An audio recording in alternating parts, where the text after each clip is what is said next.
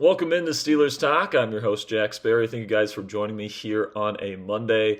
I got a work from home day here today, guys, so I'll be back in studio tomorrow. And tomorrow is going to be a big day because new head coach Mike McCarthy will have his introductory press conference at Acrisure Stadium starting at 2 p.m. Eastern Time tomorrow. Here on Steelers Talk, we're going to be streaming that press conference and reacting to it live on this channel. It's going to be a new type of live stream that we've never done before, where we're going to be reacting to a press conference that we're going to be streaming live.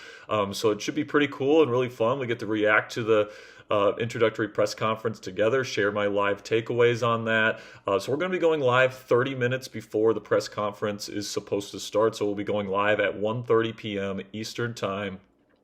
So make sure you guys click that subscribe button if you haven't already. Join us tomorrow afternoon because we got a bunch of great Mike McCarthy centered content over the next week or so as the Steelers now begin their search for their next offensive and defensive coordinators to work under Mike McCarthy as the new head coach. And speaking of McCarthy, I just wanted to get in front of a camera here this morning, and we'll be putting out 2 videos today, so make sure you guys stop by later for our second video. If we get any updates on the DC search, whatever, we'll cover it later today, but I wanted to get this video out here in the morning to kind of talk about some of the things that are being said on social media and what's kind of some of the narratives that are being put out there about this hire, and kind of share my take on why I understand why there's certainly fan frustration with this hire, but why I think that at the end of the day, this hire is probably better than a lot of people are giving it credit for. And there's actually at least a semblance of hope that this hire could work out for the Pittsburgh Steelers, especially in the long term. I'm going to be explaining my reasons why here throughout the show. But the first thing that I want to say to kick off kind of our coverage today is I completely understand a lot of the fan frustration surrounding the Mike McCarthy hire. I do, because when Mike Tomlin decided to step down, a lot of Steelers fans were excited about the opportunity to modernize here in Pittsburgh and bringing in a young, fresh head coach and a new, fresh voice to lead this organization after what a lot of Steelers fans kind of perceived as this team getting stale. And, after 9 straight seasons without a playoff victory under Mike Tomlin, and, the Steelers had kind of gotten a reputation of being an old school, kind of out of touch organization that, is never bad enough to, reset and get a new quarterback, but they're also never good enough to really compete for a Super Bowl championship. And they felt like with Mike stepping down as the head coach that there was a great opportunity to modernize, get a young head coach, all that different stuff.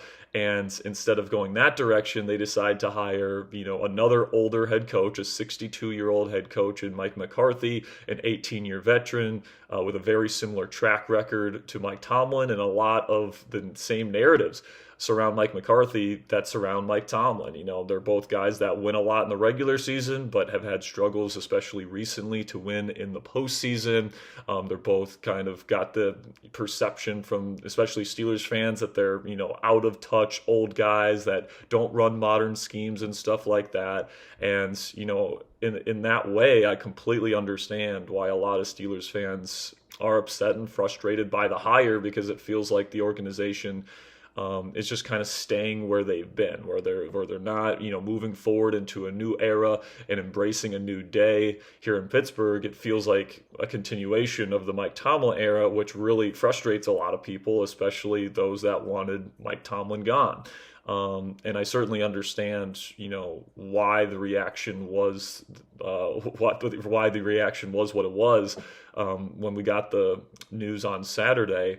But I do think that this hire might be a bit better than some people are giving it credit for, and I do want to address some of the things that are being said out there. And the first thing that I want to talk about today is the narrative that has been put out there. And I think it started with Alan Saunders, who we've had on the show. Love Alan, really respect him and all that different stuff. But I do disagree with one of the takes that he shared pretty close to the hiring being announced, which was that the Steelers had a bad process in hiring Mike McCarthy, especially because they didn't bring in Chris Shula and Nate Scheelhaase, the 2 Rams guys, in for in-person interviews. And the thinking, I can kind of understand the thinking on that, because it's like, oh, well, Mike had taken himself out of consideration for every other job.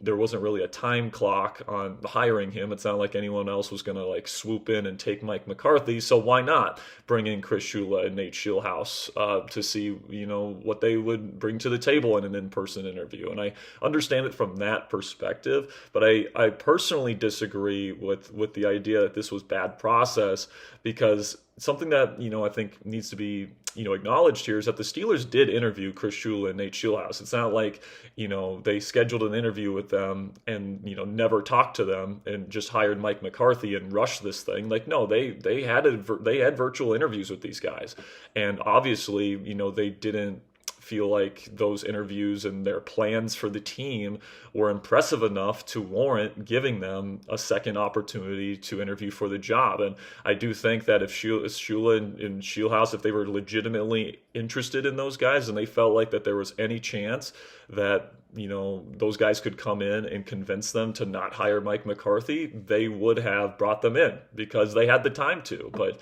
they didn't even schedule a second interview with either Shula or Scheelhaase. So I think that the Steelers' reported interest in those guys was probably a bit overblown.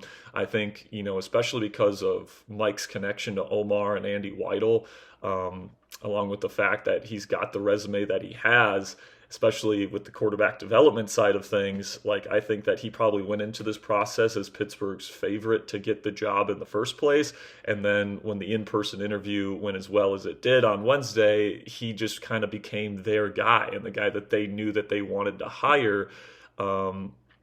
And I think Pittsburgh feels like they're getting their version of Sean Payton. And I know for a lot of Steelers fans out there, they're going to think that that is crazy or that's out of touch or whatever. But like when you look at, the resume, and we're going to look at Mike McCarthy's resume on today's show, like it's not completely crazy to think that, or to compare Mike McCarthy's resume to a guy like Sean Payton or John Harbaugh, who was considered like the number one head coaching candidate in this cycle. And by the way, the Giants moved very quickly to hire as well. And in a market here, a coaching cycle that really didn't have any slam dunk offensive options necessarily, maybe outside of Clint Kubiak, but Clint's reputation around the league is that he's not much of like a dynamic leader, and he's kind of quiet and he's kind of reserved. And I don't think that's exactly the type of guy the Steelers want leading their locker room, as maybe brilliant of an offensive mind as he is. And congratulations to the Seahawks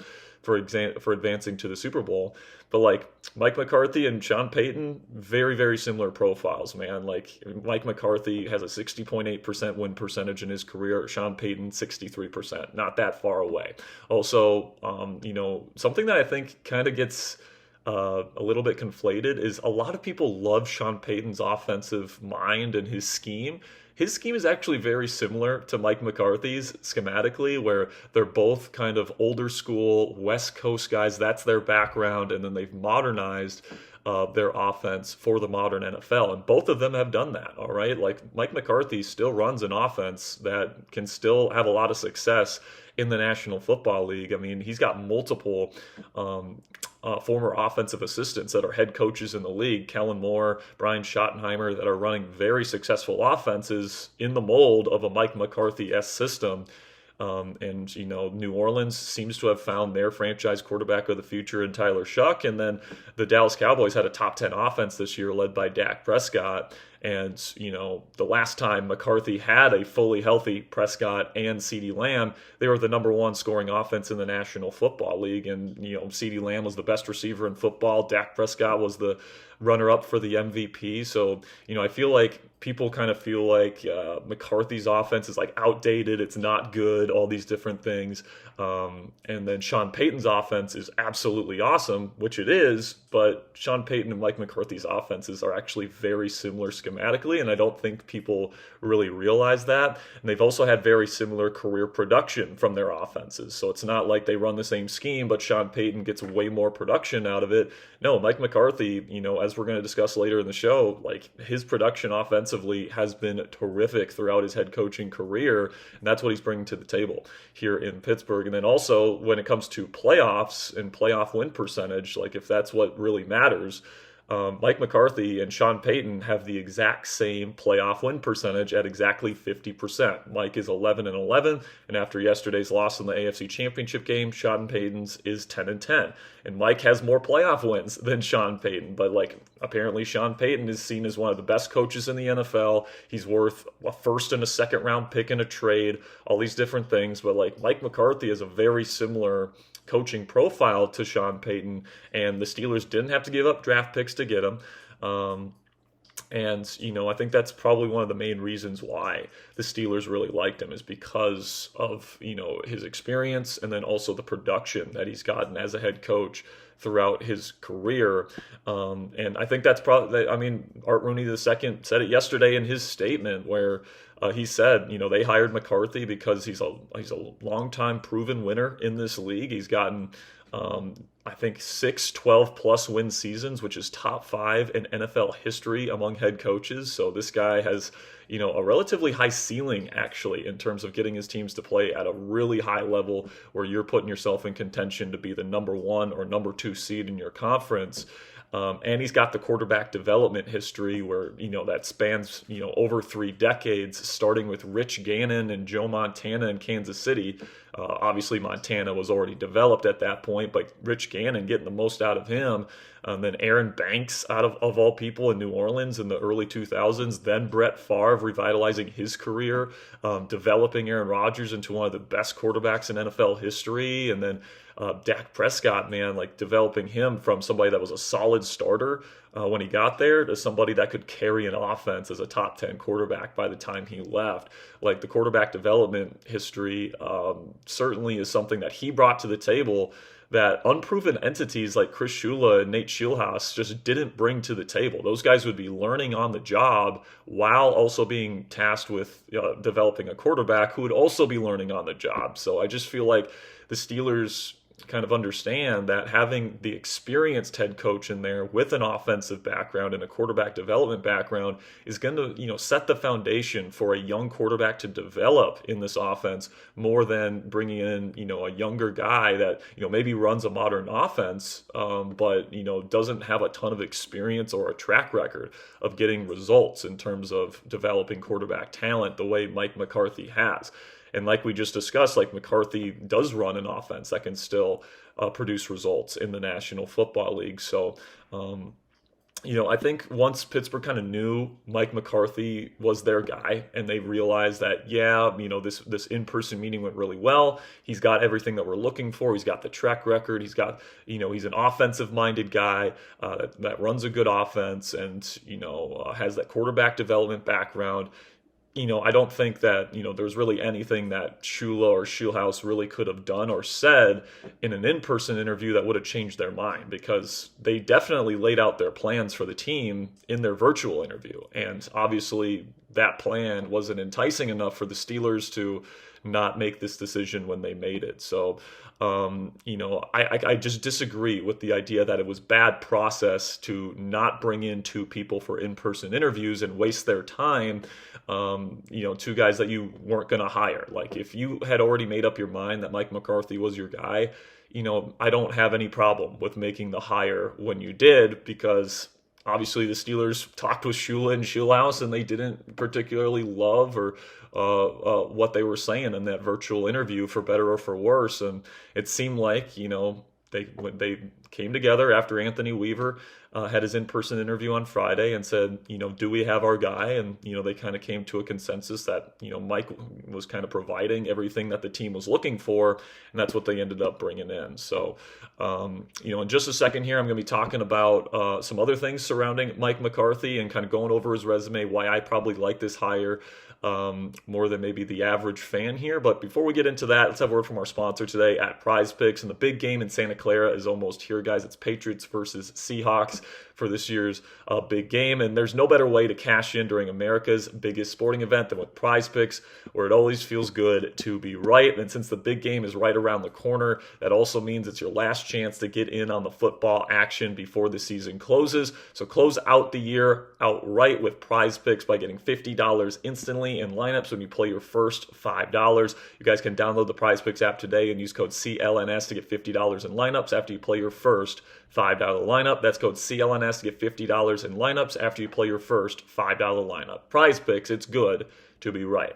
All right, next thing I want to talk about here on this show, guys, is kind of debunking a narrative out there that the Pittsburgh Steelers were the only ones that were interested in Mike McCarthy, and the Steelers were the only ones that were, that wanted him, and nobody else wanted him, and everyone else thinks he sucks except the Steelers. I've been seeing that a lot on social media. He actually interviewed multiple times for the Tennessee Titans job. And both times it was before the Steelers job became open. And then once the Steelers job became available, he actually took himself out of the running for the Titans job. And he decided to not take any more inquiries for any other position because, as a Pittsburgh native, the Steelers job is Mike McCarthy's dream job. And once this job became available, he didn't even want to, focus any of his energy on any other job. He wanted to dedicate all of his time, all of his resources to being the next head coach of the Pittsburgh Steelers. And obviously that paid off, but that's a lot different than, teams not being interested in McCarthy. Okay. Like we know for a fact, Tennessee was interested and they've interviewed him multiple times. And then, if you believe Tom Pelissero's report on McCarthy, there was other teams that were inquiring and were trying to get interviews with McCarthy, and he turned all of them down to be the head coach of the Pittsburgh Steelers because, we were his priority. And that's something that I like, personally, guys. I like the fact that McCarthy, is going to be, dedicating his heart and his soul every single day to this franchise as a lifelong fan of this franchise. He grew up watching the Steelers in the 70s, and he understands what this team means to the city.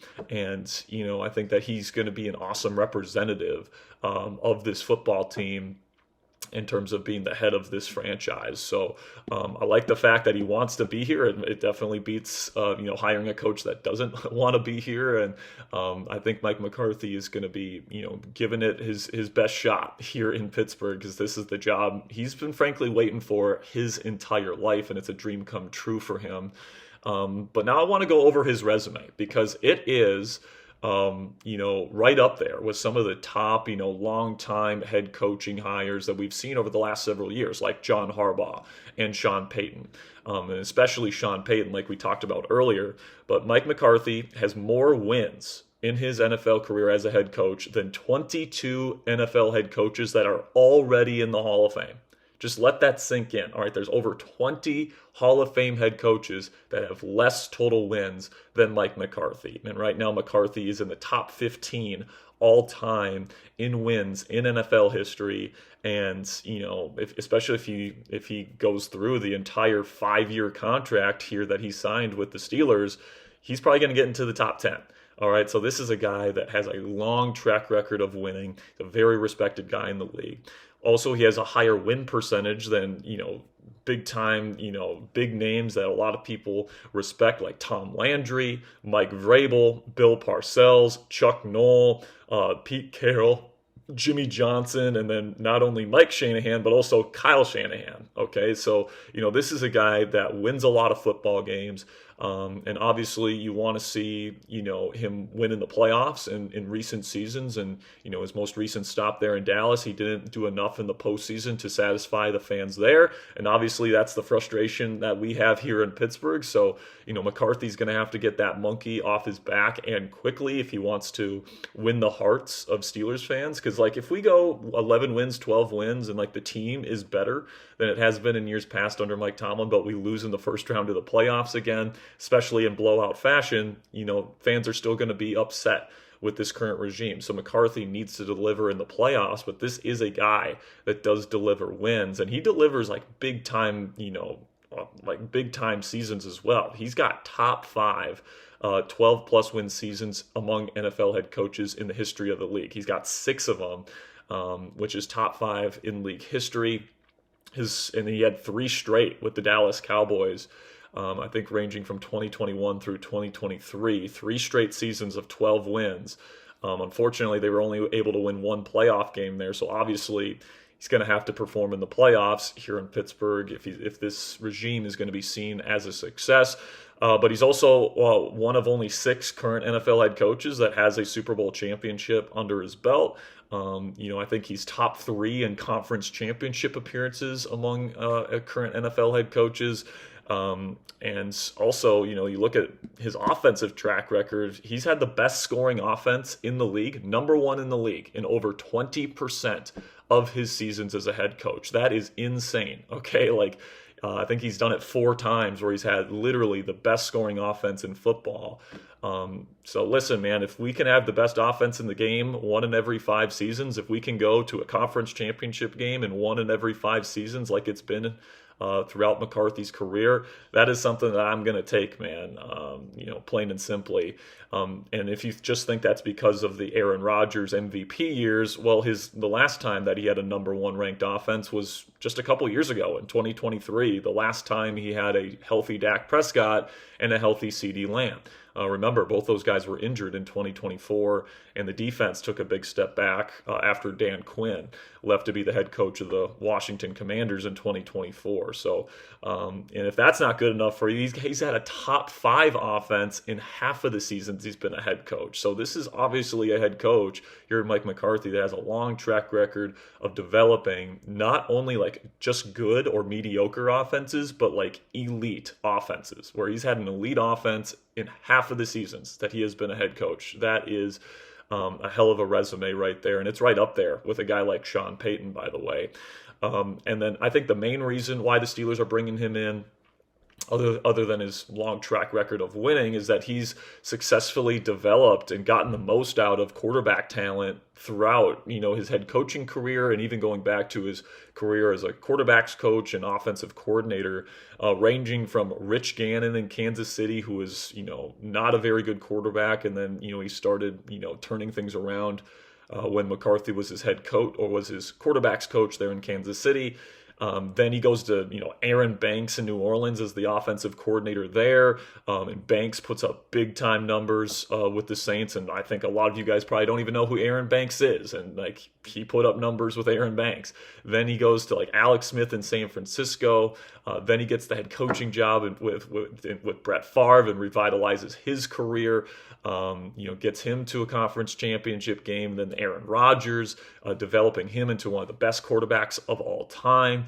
And then Matt Flynn, he got Matt Flynn, his backup quarterback, paid by the Seattle Seahawks a lot of money because of the way he developed him in his system. Then he goes to Dallas, and he turns Dak Prescott for somebody that was a solid starter, somebody that was kind of viewed as someone that needed a really strong run game to be able to have success, into somebody that is a top 10 quarterback in the game, and somebody that's capable of carrying an offense, and one of the most surgical passers of the last 20 years in the National Football League by the time he left. I mean, he had his best season under Mike McCarthy in 2023 when he was the runner-up for the MVP and a second-team All-Pro.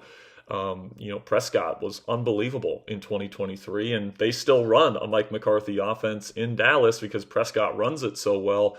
Had a top 10 season again this year with George Pickens turning him into an All-Pro with CeeDee Lamb and the like. So, and then, something that's also been really impressive with Mike McCarthy is he's gotten the most out of Cooper Rush, who he went 9-5 with Cooper Rush as his starting quarterback. Did you guys watch Cooper Rush with the Baltimore Ravens this year? Another good roster. It was a disaster. McCarthy went 9-5 with Cooper Rush as his starting quarterback. There was points where Cooper Rush was playing so well for the Dallas Cowboys under Mike McCarthy that some people were saying that he should start over Dak Prescott. That is how well Cooper Rush was playing at certain points with the Dallas Cowboys, with McCarthy calling his plays. So that's kind of crazy. And I just think that shows that McCarthy gets the most out of QB talent, and I think that's a big reason why he's here. In fact, I think it's the number one job of this next head coach. The number one job was always for this next head coach to find and develop the next franchise quarterback of the Pittsburgh Steelers. That was always, going into this search, the number one job of this new head coach.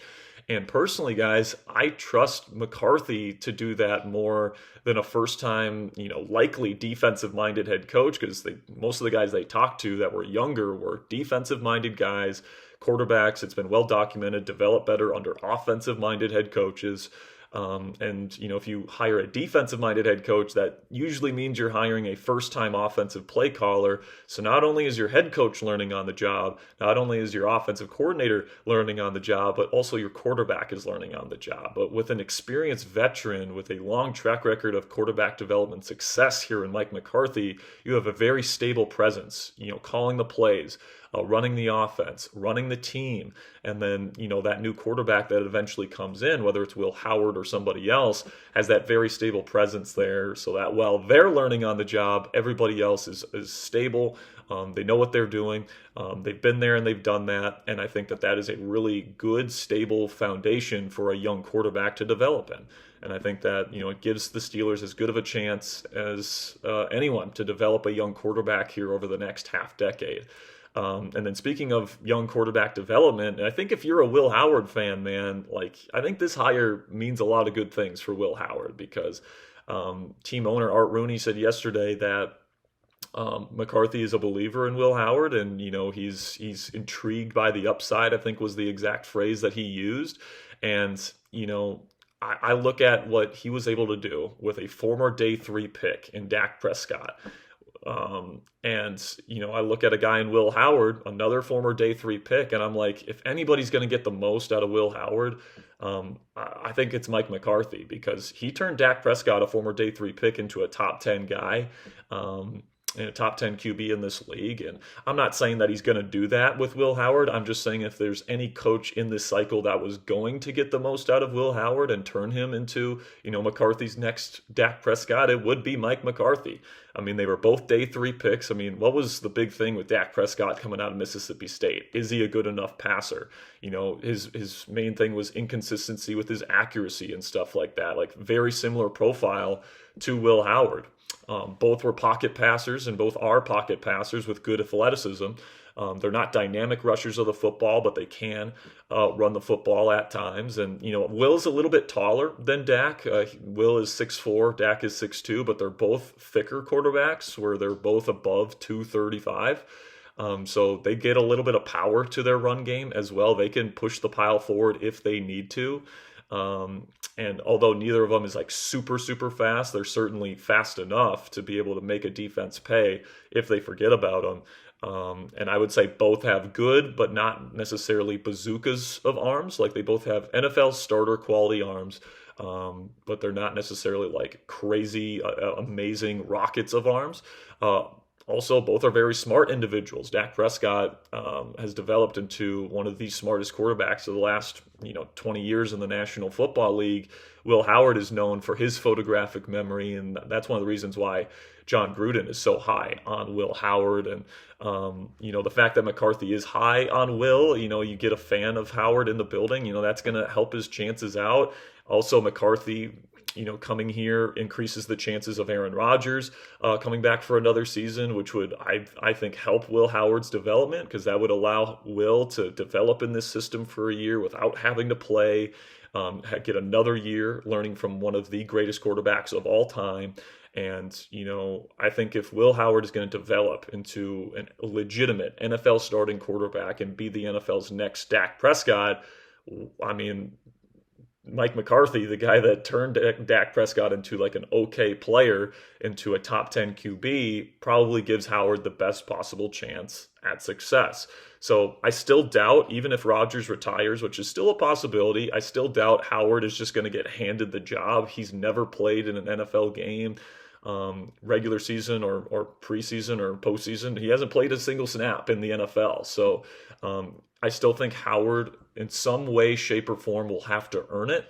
And I think, the very best case scenario for Will, if you want him to play next year, is they bring in a Kirk Cousins or a Geno Smith, or, they bring in a really cheap, experienced veteran to compete with Will Howard in camp. And then if Will wins the job in camp, plays well in the preseason, all those different things, then yeah, Will Howard could be the week 1 starter for the Pittsburgh Steelers. But I do think at this point, the more likely scenario is that, Aaron Rodgers, who, I think, played pretty decently last year, given the wide receiver room that he had last year. Here in Pittsburgh, the players want him back. Rodgers still has awesome arm talent. And, I think if Rodgers comes back for another year, which I think is probably the most likely scenario, then, I think that sets up Will Howard pretty nicely to have some success in the future. So I know I'm getting close to 30 minutes here, guys, so I appreciate your support. I know I've been ranting and rambling a little bit here on this video, but make sure you guys click that subscribe button, because we're going to have another at-home style video for you guys come out later in the evening here. If we get any updates on the DC or OC searches, I'll let you guys know about that. We'll talk about anything else that comes out throughout the day. So make sure you guys click that subscribe button if you haven't already. Appreciate all of your guys' support. Until next time, guys, here we go, Steelers.